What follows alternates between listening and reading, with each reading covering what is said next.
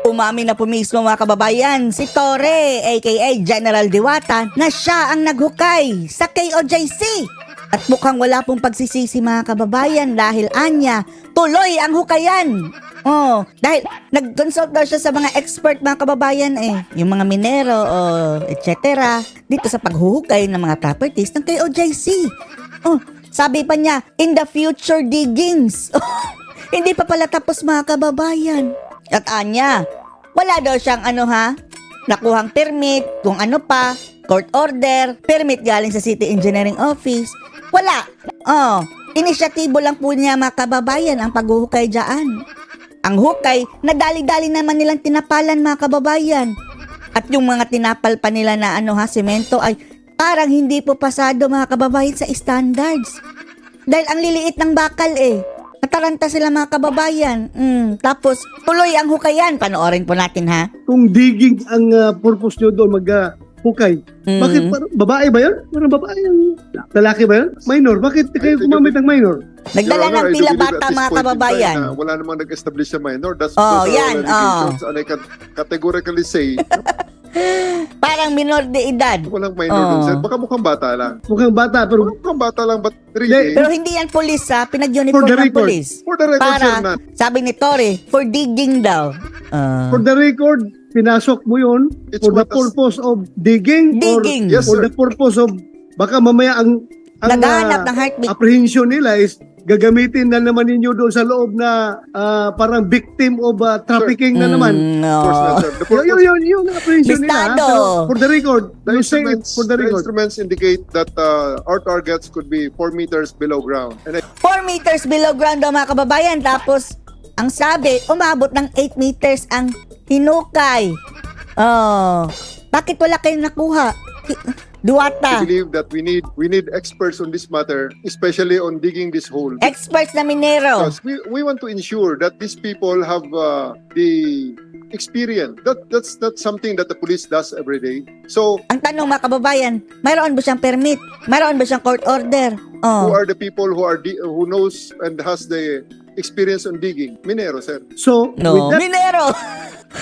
Parang nanghanap ng ginto. explanation of yours, it is the impression of this committee that you admit that you really did a digging below the JMC. Yes, sir. It's part of our compound. presentation later on, sir. Andyan sa presentation ko, sir. Kaya nga, in-admit mo. Yes, sir. Admit. Kala ko hindi mo i-admit. I am ready to cite you in contempt kung hindi Yes. mo. Puro na lang bato. Puro panakot. Gawin mo. Matagal lang dapat i-contempt kasi si Torre mga kababayan. Ako mismo, you have no way to lie before me because ako mismo, pinuntahan ko kanina sa inspection kanina, hinukay namin doon. Very fresh pa yung simento na ginawa at nung natanggal yung simento, yung mga kabilya na nilagay doon, hindi kabilya na construction na See? related ba Yung mga bakal mga kababayan, ang liliit. kabilya, kundi kung saan saan lang napulot na kabilya yon, and yung lupa is very loose. But then, that's immaterial anymore to discuss about that because you admit that you did the digging below that the basement of GMC Yes, sir. building. Yes, sir. I have Okay. I have lots of bosses who are class 87 and Okay. they can testify on the kind of destruction that Feast of Cadet First Class Bato de la Rosa, sir, can come Dambola pa. to them if they violate the rules, sir. So I really will not dare to do that and lie to you. Ang problema dito mga kababayan, sinong huhuli sa kanila? Pulis na sila 'Di ba? Ayaw nga sumunod sa court order mga kababayan. Pati korte. Ruling ng korte ng Davao, binaliktad ng Cagayan de Oro. Jurisdiction pa ba ng Cagayan de Oro ang Davao? Sir. Yes, Bishop, because it pains me to cite you in contempt if I need Gawin mo ba to? to do that because you are the regional director of this Kaya nga, nang sasalot na Abuse of power na ba to? particular police regional office of this. Kung maliliit na ang dali nyo ipakontempt. Pero yan, abusong-abuso na 14 days. At future digging pa daw mga Region. kababayan. And that would be a slap on the PNP kapag ang kanilang boss Ikaw ang nasampal sa mukha ba to? ay na-cite in contempt ng isang committee hearing because of lying and or false testifying falsely before the committee. Yes, sir. I hate to do that. Yes, sir. Please make sure that you don't lie to this It committee. will be part of the presentation, sir. And even the Presentation future din naman, diggings is included there, sir. Okay, thank you. Mr. Chair. Meron pa yung future digging. Oh, see? Pakinggan niyo mga kababayan ha. Future diggings is included there, sir. Future diggings is included there. So walang balak mag-stop mga kababayan. Magdig. Hanggang puno na ng butas. Yung kay OJC. Sino ba ang loko-loko mga kababayan? Naghahanap kay Kibuloy doon sa sa lupa. Pinagtawanan na tayo ng buong mundo mga kababayan. Actually, dahil international news na po yan eh. Ang Son of God, dinahanap sa ilalim sa lupa ng mga pulis. Pati sa gulay. Okay, thank you. Mr. Chair. Meron pa yung future digging. Mr. Chair. It's included in the presentation, sir. Mr. Chair. I'll show you, sir. Ay, nako. Mr. Chair. Mr. Chair. Future digging. Sandali ha. Unahin ko muna si Jason sa nauna nag-kwan. Salamat po. Yeah. I just want to know from the chair whether the digging was in accordance with the law. I'd like to ask, therefore, the chair to ask the PNP whether they secured a digging permit because the structural integrity of the building, which carried preschool, kindergarten, elementary students, high school students, college students, postgraduate, nangangani po ang buhay nila. Dahil binakbak eh. Sa integrity ng gusali kung ito ay magkakaroon ng konting pag-inog ng mundo. Ug sabi ni siya pa, Lindol. mulinog taon, asa man po nito ng mga batang gagmay. Saan daw pupulutin kapag magkapaglilindol mga kababayan at masisira ang gusali dahil sa pagbabakbak o pag-demolish nitong si Torre. Where did they secure a permit from the building official of the city, Mr. Chair? General Torre. Sir, The question is, did you secure digging permit from the building officials of the city of Davao or any permit from DNR for that matter? DNR, City Engineer's Office. Before No, you sir. do that? No, sir. No. Walang permit. Tapos may future digging pa mga kababayan. No, sir. Okay. Sir. Thank you for that answer.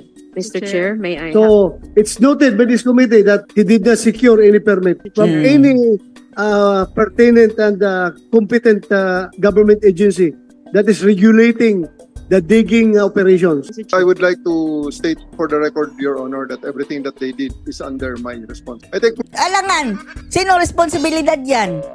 At hindi lang yan sa'yo mag-i-stop. Pati kay Marbil, pati kay Abalos, at pati kay Ngagba. That's responsibility for the action. You are the commander. You should assume all responsibility. Yes, sir. Very good. Assume. Kiniklear na nila sa Marbil mga kababayan at si BBM. Ginawang sacrifice ang Diwata. Hoy, kung ako ang Vulcan, isasakripisyohan mo ako ng ganyang mukha. Isusuka ko. All the responsibility. Earlier, when General Torre was talking, he said they hired the experts for digging, which were yung mga minero. Minero ang In my opinion. eksperto. And that's hindi siguro tama yung eksperto natin doon. is yung Expert minero. miners. If yung safety, yung like it was mentioned earlier in the rules of court, yung breaking in, Your Honor, humingi kasi ako ng opinion from NBCDO, National Building Code Development Office, Building yung Code. executive officer nila. I asked if yung breaking in doon is applicable to the breaking of building or demolition of any part thereof. According to the commissioner, ang sabi niya sa akin is yung breaking in can apply to breaking of a door Door lang. Pero hindi pwede sahig. or a window to access a building. However, yung act of demolition or breaking structural parts of a building is a regulated activity and it should need a permit or order from the court na will order perhaps the building official to give assistance to whoever is undertaking the job. That's all, Mr. Chair. Thank you. Noted. Eto mga kababayan, ang kanilang ginawa, in-inspect na ng City Engineer's Office mga kababayan. Etong kanilang minadali na pagsesemento.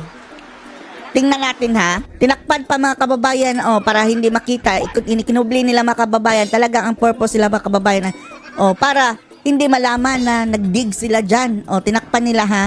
Forward natin. Tinanggal isa-isa ang kanilang takip. And then, ang daling masira mga kababayan, substandard. Ang semento parang buhangin lang. Ang liliit ng mga mga kababayan, yung bakal. To think mga kababayan na hanag. Huge building yan.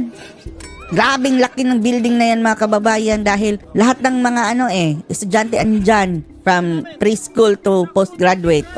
Yan ang kanilang panglinlang mga kababayan na para hindi daw sabihin naghukay sila. Ang liliit ng bakal.